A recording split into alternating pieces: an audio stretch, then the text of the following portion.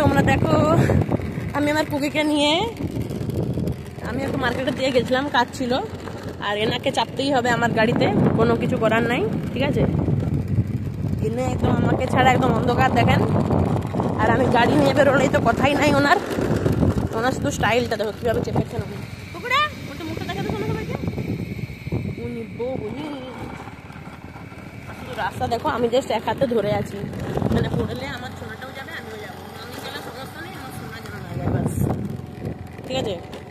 এটা হচ্ছে আমার একটা 3 বছরের ডগ, মানে আমি 3.5 বছরের ডগ, ছোটু বলতে নাই টাচু।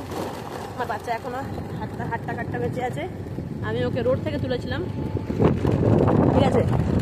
আজকে দেখো যে কোনো ট্রেনিং ডগকেও হার মানিয়ে দেবে, যে কোনো ট্রেনিং ডগকেও হার মানাবে, এত ভালোবাসে ও আমাকে। মানে কোনো ট্রেনিং ডগ যে এত ভালোবাসতে পারে আমাকে, আমার কোনো আইডিয়া নেই। আই ডোন্ট হ্যাভ রেডি মানে আমার কোনো আইডিয়া নেই। মানে ট্রেনিং ডগও যে কি উল্টা পাল্টা বলছি আমি, আর যাই হোক, মানে ট্রেনিং কুকুরের থেকেও খুব ভালোবাসে ও আমাকে। দারুণ ট্রেনিং পেয়েছে, জাস্ট লেভেলের ট্রেনিং। আমি ওকে তেমন ট্রেনিং কিছুই দেইনি, আমি গাড়ি নিয়ে বেরোলেই ওকে বেরোতে হবে, এই জিনিসটা। আমি গাড়ি নিয়ে দেখলেই ও আমাকে পিছন দৌড়াবে, ঠিক আছে, পিছন দৌড়াবে।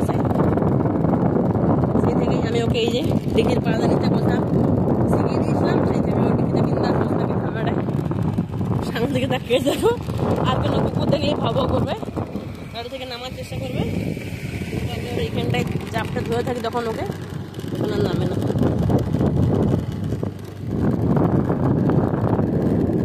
মোটামুটি হলো, আমার অনেকদিন থেকে ছিল ইচ্ছা আমি এরকম একটা ভিডিও বানাবো। এটা হচ্ছে আমার স্ট্রিট ডগ, ঠিক আছে। যে কোনো ট্রেনিং কুত্তাকেও হার মানাবে, যে কোনো ট্রেনিং ডগকেও হার মানাবে।